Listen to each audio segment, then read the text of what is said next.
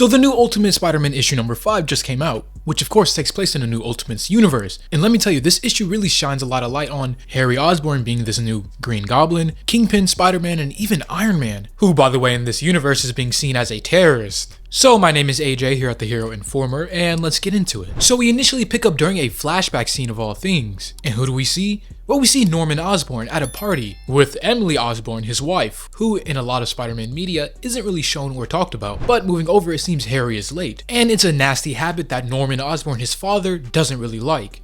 So he gets Harry on the phone to scold him and tell him as much, with Norman Osborn going on to say, "Son, this is unacceptable. You know who we are supposed to be meeting with, and I've already stressed how important this is. Do you know what name you bear?" And of course with Harry Osborn being an Osborn, Norman, his father, then goes on to say, "It's a great name and it means something." And with Norman going on to continue to scold Harry about being late in his duties as a growing man and an Osborn, suddenly something very interesting happens.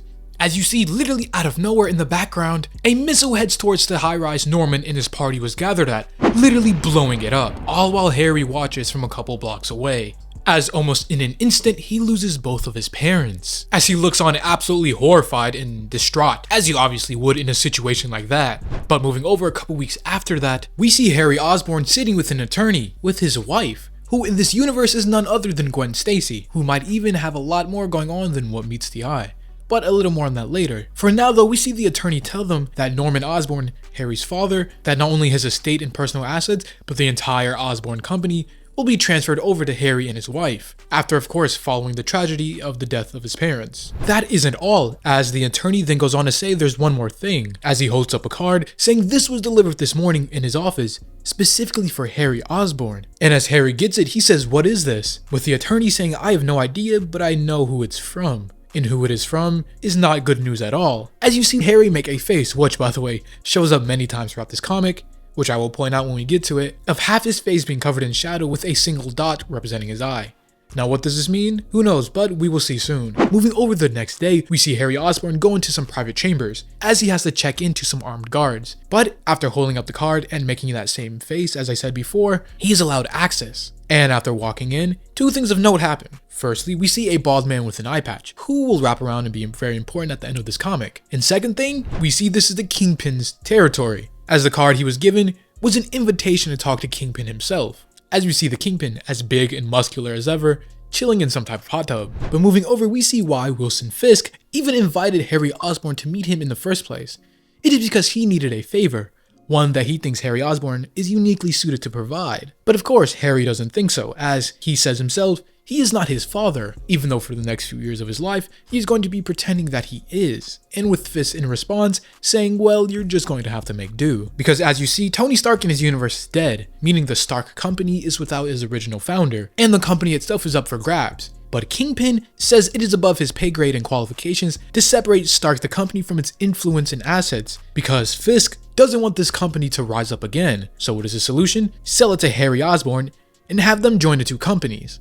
And by the way, I just want to say how disgustingly big the Kingpin looks here. He literally looks 2 full men wide, especially in direct comparison to Harry Osborn. But anyways, moving over, we pick up 2 weeks later, as we see some type of vault door being blown open by a group of 3 people. One being Harry Osborn, the second being Gwen Stacy, and a third mysterious person who will be revealed very shortly. But anyways, what are they doing here, or where is this? Well, we see it is none other than some kind of Stark base, as we see multiple Iron Man suits, and with the one all the way on the right looking like the first silver one from the movie, the trio then walk in and start to explore. But because when Kingpin sold the Stark company to Osborn, it gave them access to many files, even some pertaining to where the secret location where this base is. But as soon as this mysterious person finds a computer, he immediately starts getting to work, trying to get in and see what information he can find. And after he is inevitably successful, he finds multiple folders, which looks like everything from accounts, suit designs, to even folders that say world history. And just then, Gwen then gets serious, telling this mysterious person, who we find out is none other than Dr. Octopus, or Dr. Octavius. Gwen then goes on to tell him that they need to sign a new NDA,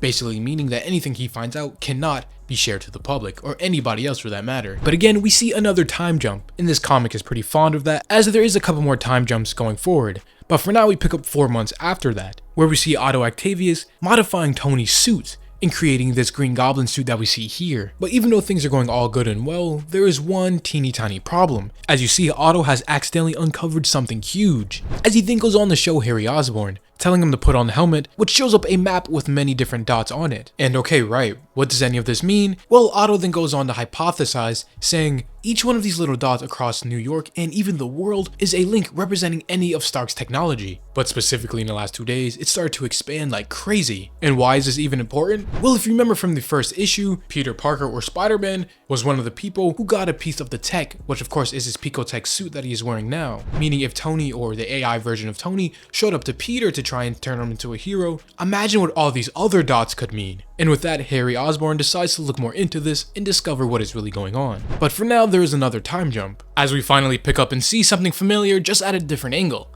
As you see in the second issue, I believe it was, Spider-Man fought this universe's Shocker, and after horribly losing, because that was his first actual fight, the Shocker winds up getting away, but Harry Osborn, or Green Goblin, was there to stop him. But he wasn't there to stop him because of the money he stole, no, he just wanted to talk to him. He wanted answers, specifically about the tech, the Shocker tech, that he now has, that doesn't belong to him. But as the Shocker then tries to turn and use it on Harry Osborn, Harry is able to disable the tech, as he is wearing a modified Iron Man suit, which takes priority over any individual piece of tech, which is how he was able to turn Spider-Man's mask off in the other issue. But Harry then goes on to say, I'm not here for the money you stole, I'm here for the gloves. And where did you get them? So, Shocker, then listening, he then goes on to tell the story. He was just trying to rob this guy's apartment, and turns out he must have died in his chair or something, but there was a hologram light.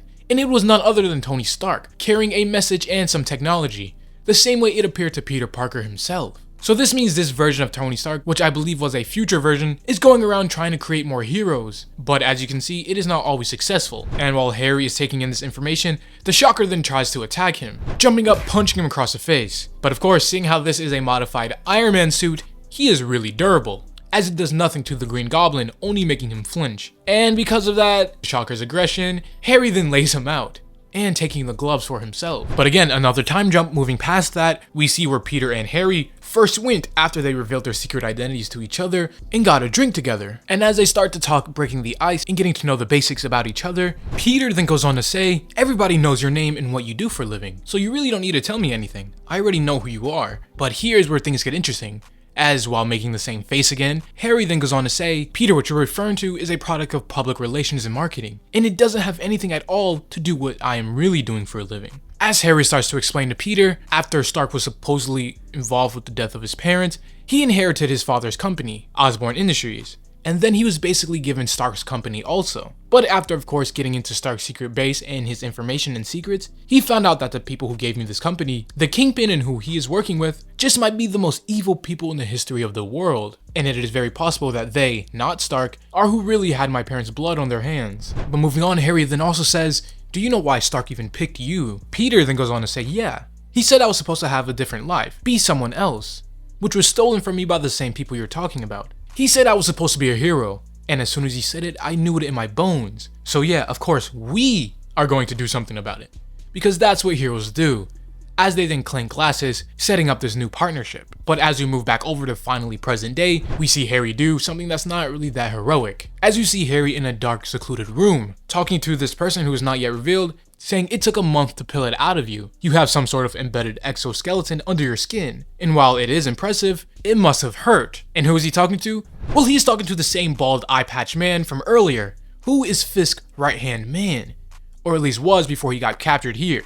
And is being tortured for answers by Harry Osborn. With Harry getting serious, saying, you're going to give me answers because I need them, and you're going to tell me everything. And I don't care how long it takes to get what I want. But this henchman not being moved, he says everyone thinks they want to be a hero until it actually costs something. And it always does, we make sure of that. Then we get to see what you really are. Harry then moves around, grabbing his Green Goblin mask, putting it on, saying, my father always talked about the difference between a boy and being a man. And maybe he was right, and maybe you are too. Am I a boy or a man? Am I a hero or something else? I guess we're about to find out. As you see Harry fully gear up, getting ready to do something devious. Whether that means fully torturing and hurting him, or even killing this man to get the answers he needs somehow. We don't know yet, but we will in the next issue as this one comes to a close. So yeah, that was issue 5 of this new Ultimate Spider-Man series. Now this one was more of a lore drop, filling in the gaps and pieces of unanswered questions from previous issues in this universe as a whole so far. And to be honest, I liked it more than the fourth one, the previous issue. But of course, what are your thoughts on it? Did you like it? Did you hate it? Did you think it was boring? Let me know all in the comments down below. For the first hour or so, I'm down there responding to everyone, so let me know your thoughts. I'd love to talk to you guys about it. Now leave a like if you enjoyed this video, or even subscribe if you're new and enjoy this type of content. As always, this is the Hero Informer, and thank you for watching.